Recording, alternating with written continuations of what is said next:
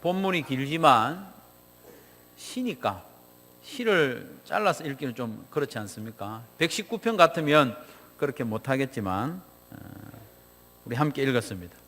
여러분, 이 시를 읽으면서 시인의 마음이 조금 느껴졌는지 모르겠습니다. 저는 시에 대해서는 좀 문외한이기 때문에 시를 잘 이해하는 것이 쉽지는 않습니다.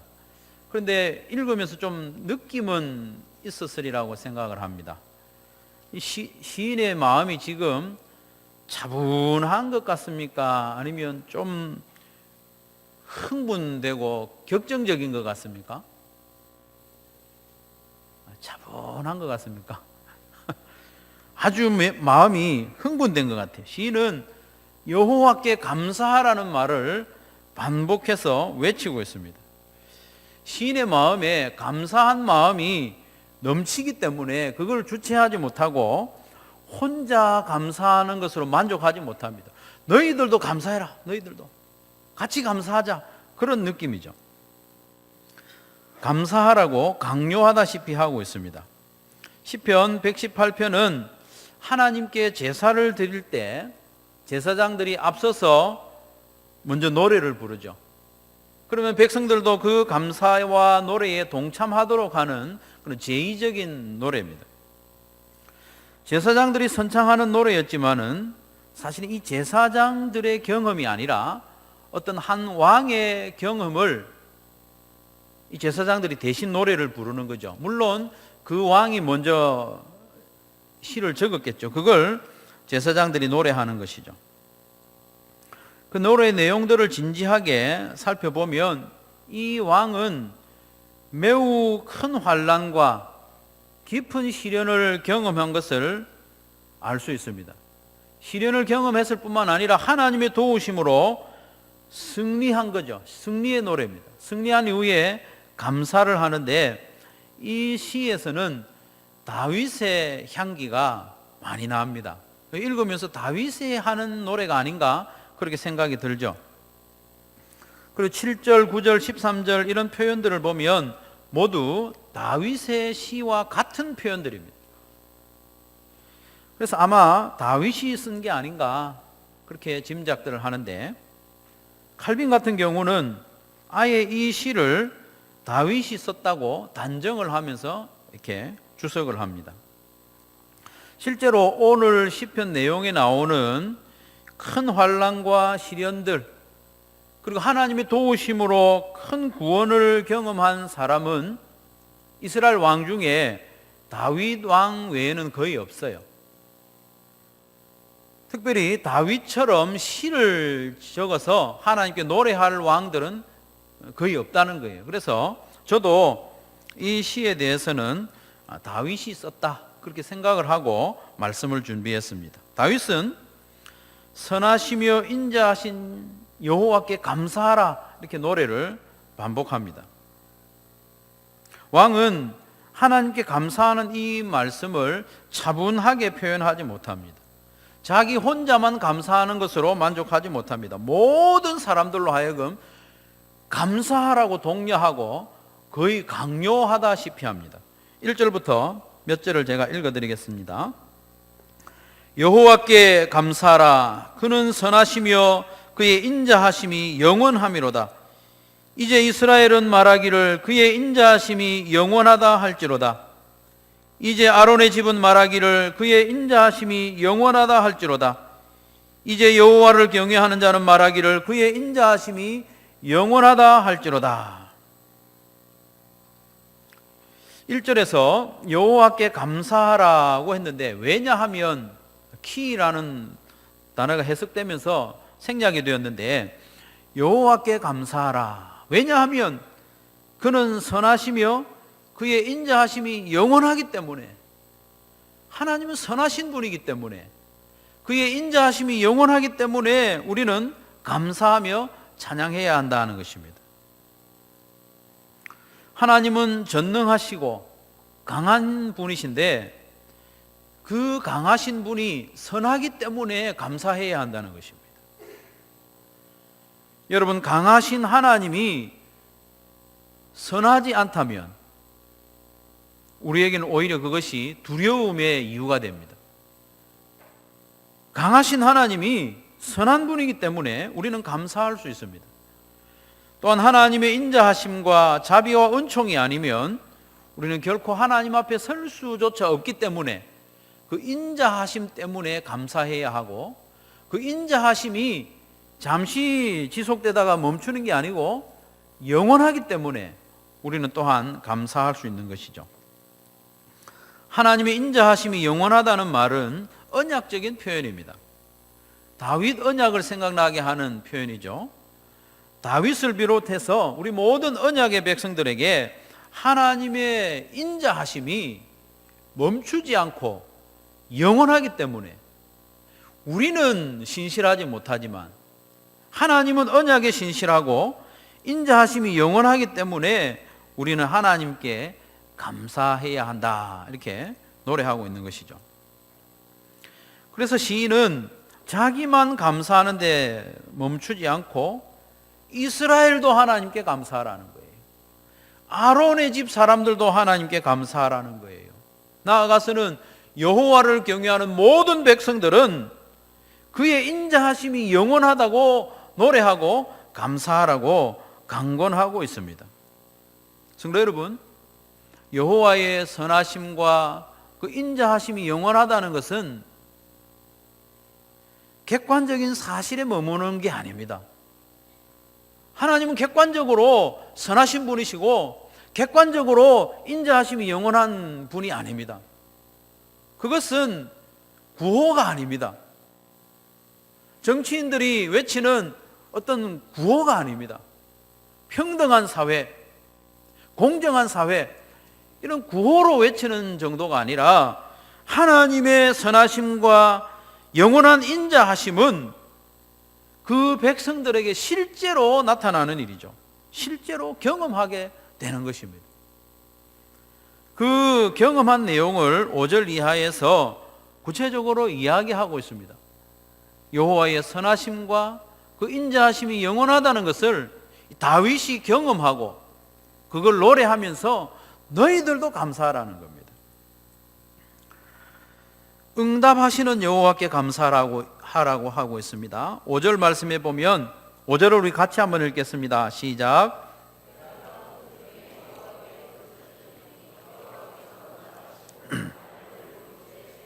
아멘. 다윗은 선하시며 인자하신 여호와가 우리에게 어떻게 경험이 되느냐, 부르짖을 때 응답하심으로 경험된다고 말하고 있습니다. 다윗이 그것을 직접 경험하면서 여호와는 선하시고 그 인자하심이 영원하다. 왜냐하면 내가 하나님께 부르짖었더니 하나님께서 내게 응답하셨다. 나를 구원하셨고 나로 하여금 넓은 곳에 세워주셨다. 넓은 곳이라고 하는 것은 위험을 벗어난 평안한 지역을 말하죠. 하나님은 멀리 계시는 분이 아니라 우리 가까이 계시는 분입니다. 우리가 부르짖을 때 언제든지 듣고 응답하시는 분이기 때문에 감사하라는 것입니다. 그래서 시인은 6절 7절에서 반복적으로 말하기를 여호와는 내 편이시다. 멋진 고백 아닙니까? 여호와는 대적의 편이 아니라 바로 내 편이라는 거예요. 내 편이 되어주셔서 내가 부르짖을 때에 대적들을 물리쳐 주시고 승리하게 해주신다는 것입니다. 여호와가 내 편이기 때문에 내가 누구를 두려워하겠느냐는 것입니다. 여호와가 내 편이시기 때문에 사람도 두렵지 않고 심지어는 뭇 나라가 에워싸도 나는 두렵지 않다는 겁니다. 한 나라만 나를 에워싸도 얼마나 두려운 일입니까? 요즘 일본하고 조금 갈등이 있는데 비행기 한 대가 우리 군함 위로 지나가는 그것만 해도 위협이 됩니다. 그렇다면 한 나라가 한 사람을 에워싸고 있다면 얼마나 다급한 상황입니까? 그런 상황에서도 다윗은 고백하기를 여호와가 내 편이기 때문에 나는 두렵지 않다는 것입니다. 대적들이 벌떼처럼 에워싸도 두렵지 않다고 했습니다. 12절 말씀에 보니까 벌들이 에워싸도 나는 두렵지 않다는 거예요. 이 벌들은 좀 색다른 대적들입니다. 사람이 이렇게 공격해 오면 그걸 좀 방어하기가 쉬운데 벌떼가 달려들면 여러분 어찌 할 바를 모르는 거죠. 혹시 여러분 그런 경험이 있습니까? 성묘를 하거나 산에서 벌떼가 달려들었던 경험, 그런 경험 없으시죠? 저는 그 정도는 아닌데 벌 한 마리로부터 집요한 공격을 받아본 적이 있습니다. 중학교 다닐 때 멀리 소풍을 갔다가 돌아오는데 이 벌 한 마리가 계속 저를 따라오면서 위협하는 거예요. 제가 꽃처럼 생겼습니까? 꽃도 아닌데 벌이 어떻게 나를 공격하는지 윙윙거리고 죽을 것 같은 그런 공포는 아니지만 머리끝이 쭈뼛쭈뼛하고 기분이 안 좋아요.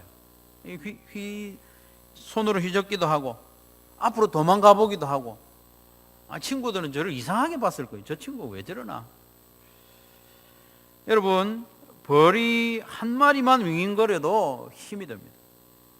벌떼가 달려들면 여러분 벌떼가 아니라 여러 나라들이 벌떼처럼 에워싸도 두렵지 않다고 했습니다. 왜 그렇습니까? 여호와가 내 편이기 때문에. 할렐루야. 여호와가 내 편이면 두렵지 않은 거예요. 이런 믿음이 저와 여러분에게 있기를 간절히 바랍니다. 대적들이 벌떼처럼 공격해 올 때 시인은 뭐 했습니까? 부르짖었습니다. 여호와께 부르짖었습니다. 그랬더니 우리 하나님께서 응답하시고 넓은 곳에 안전한 곳으로 인도하셨다고 했습니다.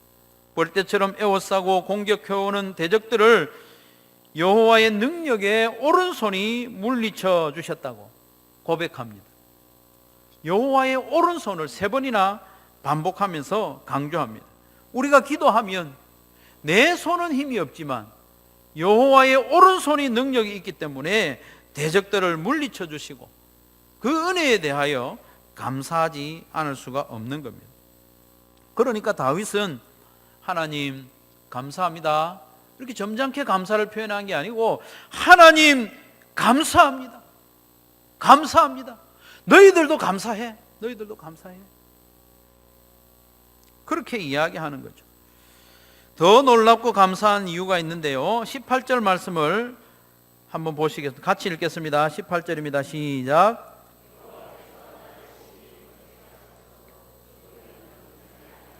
아멘. 여호와께서 시인을 심히 경책했다고 했습니다. 경책은 표면적으로 훈련시킨다는 그런 의미죠. 그러나 많은 경우에 어떤 죄에 대하여 징계하는 의미를 가집니다. 구약 성경에 보면 이 단어가 그렇게 사용됩니다. 그래서 공동 번역 성경이나 우리말 성경 번역에 보면 하나님이 이 시인에 대하여 징계를 하고 있다고 이렇게 표현을 하고 있습니다. 시인이 하나님께 어떤 큰 범죄를 하여서 진노를 받는 중에 있는 거예요. 그런 중에도 부르짖었더니 하나님께서 응답해 주셨다는 겁니다.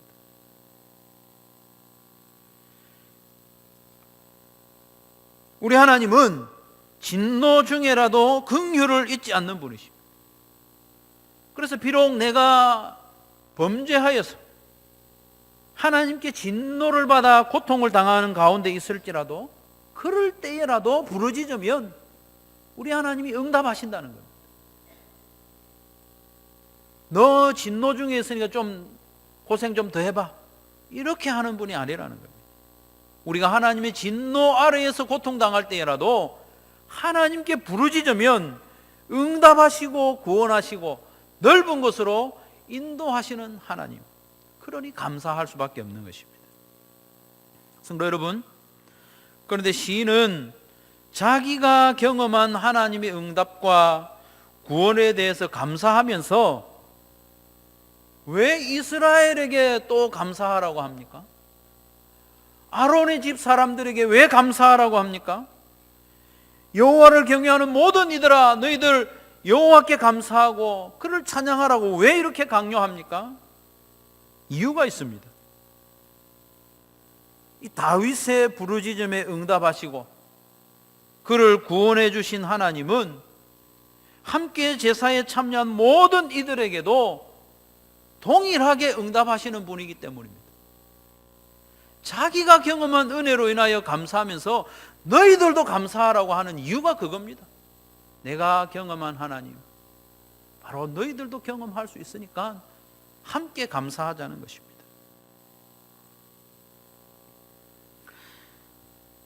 하나님이 부르짖는 다윗의 편이 되어주신 것처럼 우리도 하나님 앞에 엎드려 기도하며 부르짖으면 하나님은 우리의 편이 되어주실 줄로 믿으시기를 바랍니다. 그러니 고통의 때에 사람을 신뢰하지 말고 권력자를 의지하지 말고 하나님께 부르짖고 하나님께 피하시기를 바랍니다. 몇 사람이 나를 애워싸는 정도가 아니라 나라들이 나를 애워싸는 것 같아도 그런 형편에서라도 하나님께 도움을 구하시기를 바랍니다. 그러면 하나님의 오른손이, 능력을 상징하는 하나님의 그 오른손이 우리를 도우실 겁니다. 혹시 지금 말 못할 고생 중에 있는, 그리고 신음하고 있는 분이 있습니까? 경제적으로나 또 누군가의 관계로, 건강의 문제로 도무지 앞이 보이지 않는 그런 형편에 있는 분이 있습니까? 천만인이 나를 애워싼 듯이 답답한 가운데 숨 쉬는 것조차도 힘든 그런 형편에 있는 분이 있습니까? 그렇다면 하나님께 부르짖으시기를 바랍니다. 눈을 들어 산을 보니 나의 도움이 어디서 올까? 나의 도움은 천지를 지으신 여호와에게서 오는 것입니다. 사람을 보면, 내 형편을 보면 답답한 일밖에 없겠지만 눈을 들어 하나님을 바라보면서 하나님께 부르짖는 저와 여러분 되기를 간절히 바랍니다. 심지어 자기의 잘못이나 실수나 자기의 죄악 때문에 당하는 고통 가운데 있을지라도 우리의 부르짖음은 유효합니다. 하나님께서 들으십니다. 하나님께 상달됩니다. 자기의 죄악으로 인하여 고통 중에 있을지라도 하나님께 부르짖으시기를 바랍니다. 우리 하나님은 특별한 이들의 하나님만 아닙니다. 다윗의 하나님만 되는 분이 아닙니다. 아브라함의 하나님만 되는 분이 아닙니다. 여호와를 경외하는 모든 자들, 우리의 하나님도 되신다고 로마서 3장에 말씀하고 있지 않습니까? 그런 의미에서 성도들이 받은 바 은혜를 간증하는 것은 매우 유익합니다. 간증은 자기를 자랑하는 것이 아니지 않습니까? 하나님을 자랑하는 것입니다. 하나님께 영광을 올려드리는 것입니다. 나와 함께 하셨고 나를 도우신 하나님을 자랑하는 가운데 듣는 성도들도 하나님이 그런 분이구나, 나에게도 그런 은혜를 베풀어 주시는 분이구나, 함께 감사하며 찬양할 수 있는 것 아닙니까? 지난 주일에 생명의 삶을 수료하고 간증한 분이 이야기했습니다. 자기가 생명의 삶을 수강한 이유가 뭐냐 하면 그 앞기수 때 어떤 분이 간증하는 것을 들었다. 그 하나님의 은혜를 자기도 경험하고자 삶 공부를 수강했다고 간증했지 않습니까? 이처럼 다윗의 은혜와 감사가 온 백성들에게 전염되듯이 우리의 감사 또한 간증으로 말미암아 많은 성도들에게 확산되도록 우리가 그렇게 헌신해야 하겠습니다. 그리고 세 번째로 우리가 하나님께 감사해야 할 이유가 있습니다. 버린 돌이 머릿돌이 되게 하신 하나님께 감사해야 합니다. 우리 하나님은 건축자들이 버린 돌, 쓸모없는 돌을 집 모퉁이의 머릿돌이 되게 하시는 분이기 때문에 하나님을 찬양하고 그 하나님께 감사해야 합니다. 22절 말씀에 보니까 건축자가 버린 돌이 집 모퉁이의 머릿돌이 되었다고 했습니다. 그래서 건축자가 버린 돌, 이 돌은 바로 다윗을 이야기합니다. 다윗은 그야말로 버려진 돌이었습니다. 부모에게도 그렇게 인정받지 못했고 나중에 장인이었던 사울로부터도 버림을 받았습니다. 버림을 받은 정도가 아니라 사울은 다윗을 죽이려고 달려들었습니다. 기회만 되면 창을 던지고. 그래서 다윗은 도망자로 비참한 세월을 오래도록 보냈습니다. 사울의 칼을 피해서 이방인의 땅 블레셋에까지 도망갔습니다.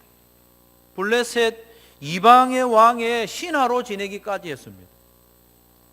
이스라엘의 왕으로 기름 부은 다윗이었는데 이방인 왕의 신하로 지낸다는 것은 얼마나 비참한 일입니까? 또한 다윗은 죽지 않으려고 자기 수염에 침을 질질 흘리면서 미친 척하기까지 했습니다. 누가 봐도 다윗의 인생은 끝장났습니다. 완전히 버려진 돌이었습니다. 하지만 우리 하나님께서는 기어이 이 다윗을 이스라엘의 왕으로 세우셨습니다. 이게 하나님이 일하시는 방법입니다. 더 놀라운 사실은 다윗은 자기의 이야기를 지금 노래로 하는 중에 자기도 모르게 예수님에 대한 예언을 지금 하고 있는 거예요.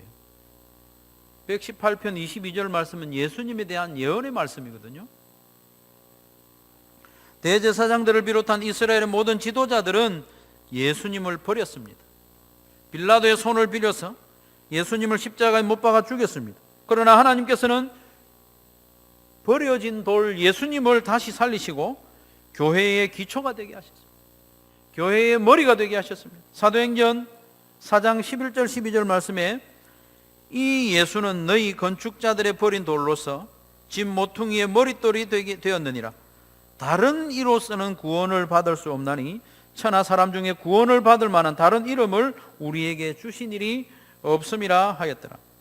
사탄은 예수님만 죽이면 자기가 승리할 줄 알았습니다. 정말 그렇게 생각했습니다. 하지만 하나님은 십자가에 죽으신 예수님을 다시 살리셔서 죄인들을 구원할 수 있는 유일한 이름이 되게 하셨습니다. 유일한 근거가 되게 하셨습니다. 사랑하는 성도 여러분, 우리 하나님은 이렇게 기이한 방법으로 일하시는 분입니다. 우리가 짐작하는 방법으로만 일하는 분이 아닙니다. 우리 하나님은 역전의 명수입니다. 모두가 불가능하다고 생각하는 그때 역사하는 분이 우리 하나님입니다. 뉴욕 양키스의 요기 베라라는 레전드가 있습니다.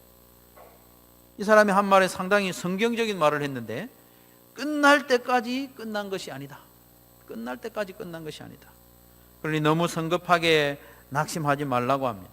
오늘 자신의 모습을 보면서 나는 실패자구나, 주저앉지 말라는 것입니다. 오히려 건축자들이 버린 돌, 그 돌을 우리 하나님은 집 모퉁이의 머릿돌이 되게 하시는 분이라는 것을 믿음으로 고백하면서 미리 감사하라는 겁니다. 다윗이 고백하면서 나봐라, 나는 버린 돌이었는데 하나님이 머릿돌로 사용하지 않았느냐. 그러니까 너희들도 믿음으로 감사하라는 것입니다. 기독교인이자 위대한 철학자인 키에르케고르는 이렇게 말했습니다. 멋진 말이니까 우리 같이 한번 읽겠습니다. 같이 읽습니다. 시작.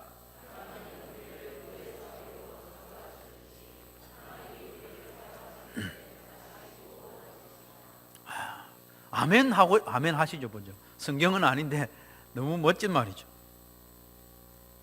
하나님은 우리를 무에서 유로 창조하셨기 때문에 우리를 어디엔가 사용하실 때는 먼저 뭐로 만드신다고요?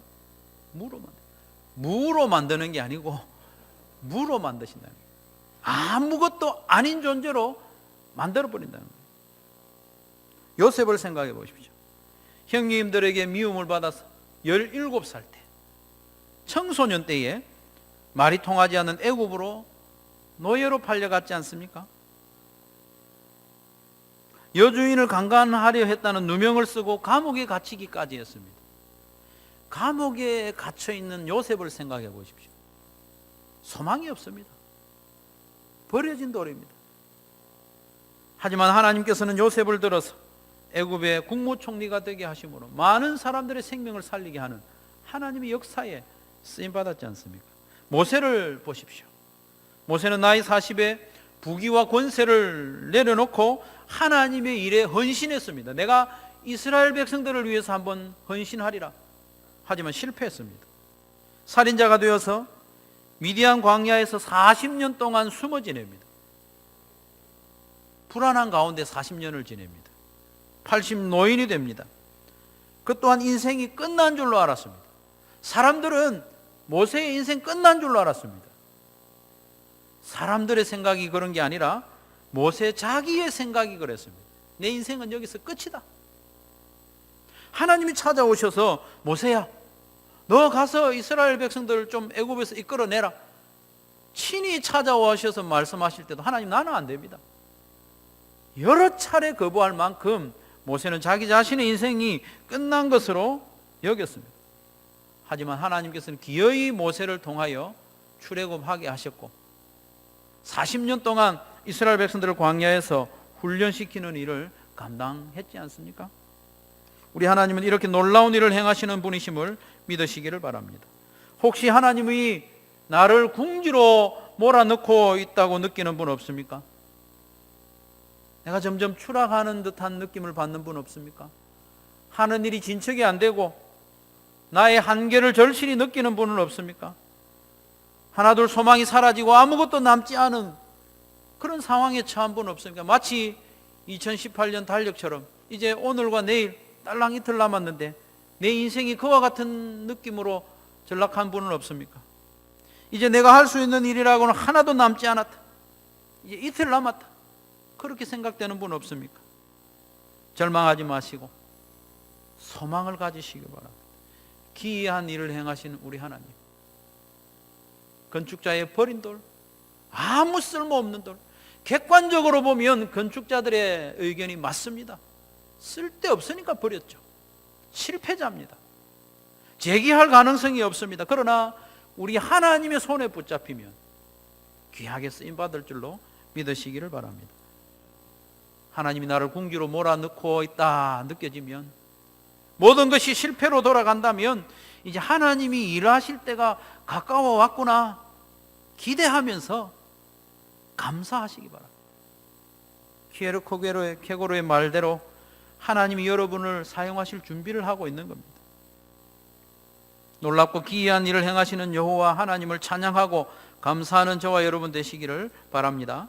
사랑하는 성도 여러분, 시편 118편 기자 이 다윗의 열렬한 감사가 우리에게 전달되기를 바랍니다. 그래서 여호와의 선하심을 기억하고 여호와의 인자하심이 영원하다는 것을 기억하고 그 하나님으로 인하여 감사하는 성도들 되시기를 바랍니다.